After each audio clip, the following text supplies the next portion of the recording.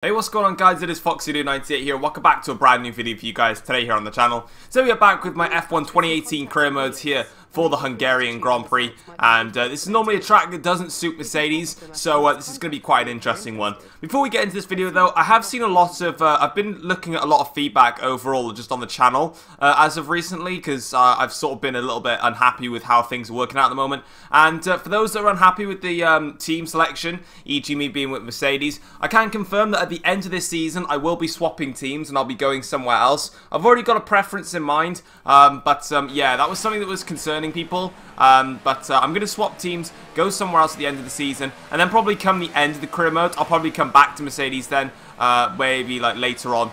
So yeah, I will be leaving at the end of the year. So the aim for now is to just basically make Mercedes as fast as possible, just to make my challenge when I go elsewhere as tough as it possibly can be. But moving on into qualifying then.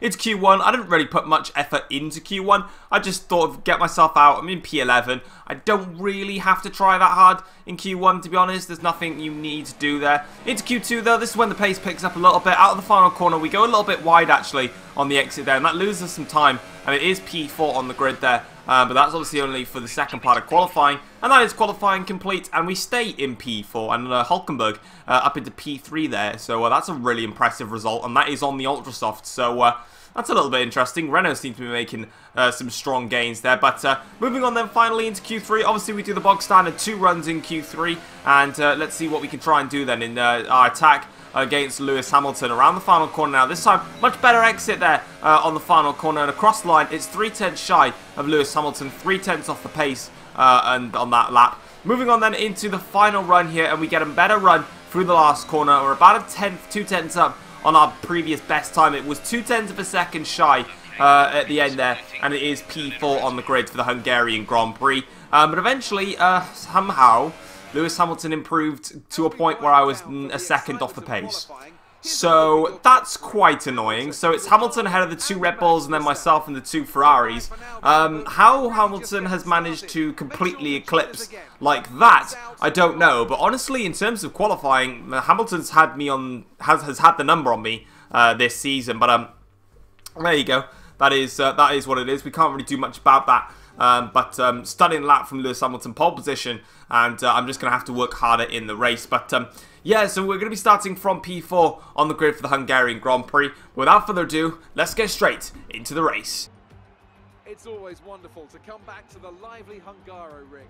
A popular destination this, nice and close to the beautiful city of Budapest, with some exciting racing to boot. Who can forget Michael Schumacher pushing his old teammate Rubens Barrichello up towards the pit wall in 2010, or those great races of 2014 and 2015 as well. We're northeast of Budapest for the race today at the 2.7-mile Hungaroring circuit. 14 corners here, 8 to the right and 6 to the left, on a track where downforce is king and passing is notoriously difficult. Also here, of course, is Anthony Davidson. Let's talk about Thomas. That was a solid result in their last race. Can they keep that momentum going this weekend? It's always nice to come into a Grand Prix weekend on a high, but your expectations are based much more on your practice and qualifying runs. So it's the momentum from those sessions that they'll be hoping to carry into the race today.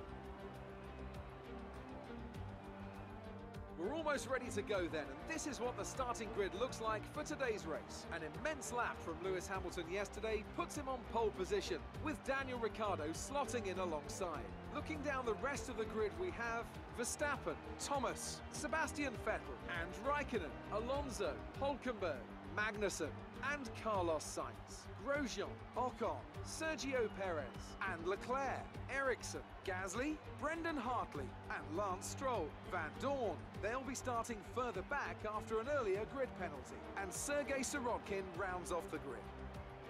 Now it's almost time to lights out, so let's go down to the track.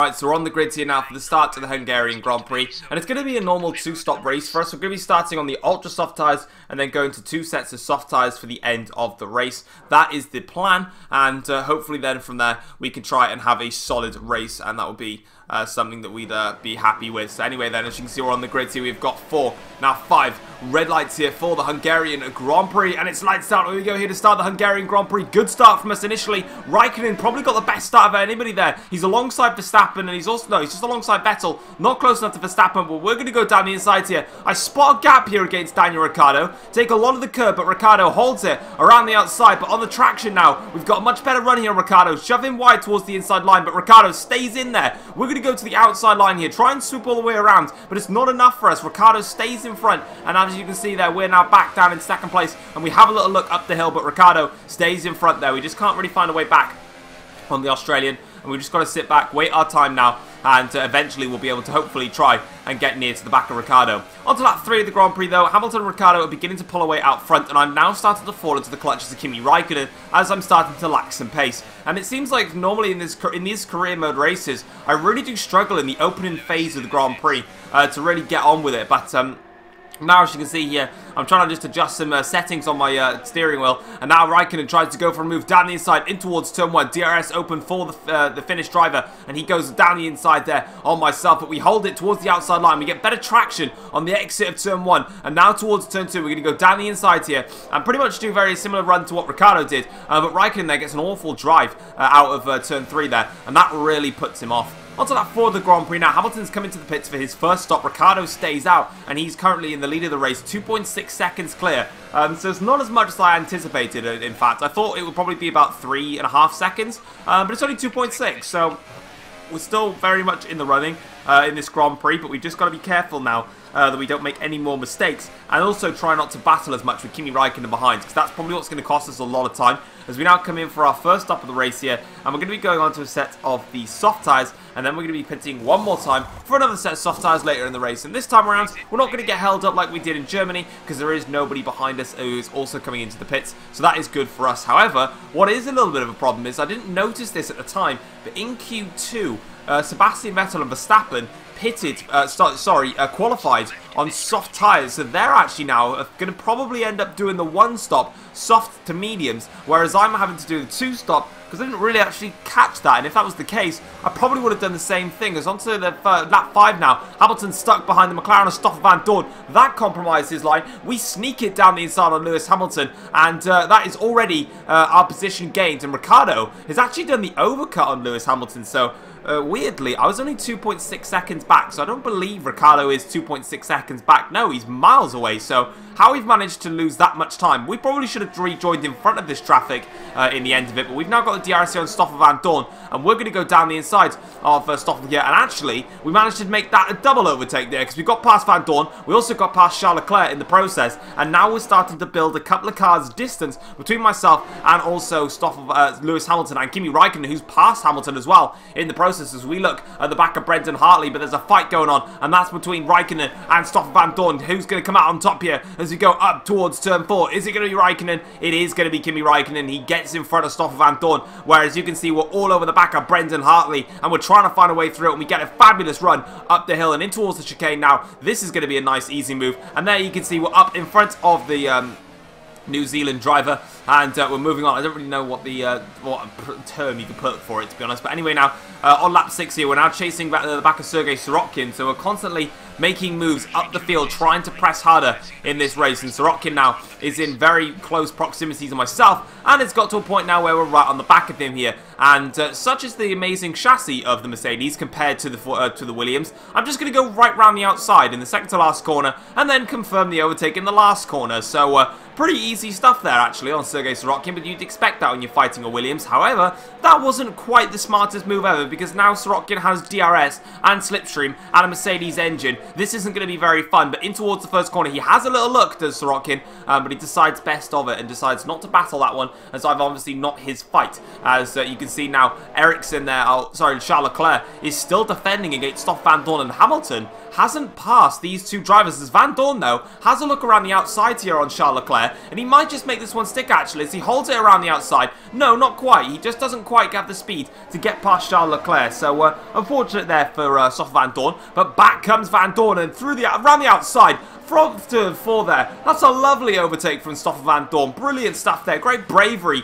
to go around the outside at turn 4 and stay on the track as well. That's a fabulous overtake. And on to lap 9 of the Grand Prix, my pace is now starting to pick up quite considerably. Marcus Ericsson is the next man on my list. Rich mixture, overtake mode in the ERS, inside line, lovely jubbly. That is us up now into P6 in this race. So next up the road is Daniel Ricciardo, and he's actually stuck behind both Force India cars. And speaking of being stuck behind both those Force India cars, that's our second warning for track limits, because we've done it once already, which was on, I think it was on the first lap probably. But we need now to be careful because we've got half our race left and we've only got one warning left in our back pocket before we get a penalty. But we go down the inside in towards the chicane on Daniel Ricciardo, so we're not wasting time here. I need to pass this traffic because as soon as these drivers get clear of the traffic, I'm probably going to be the slowest out of the top 4 maybe.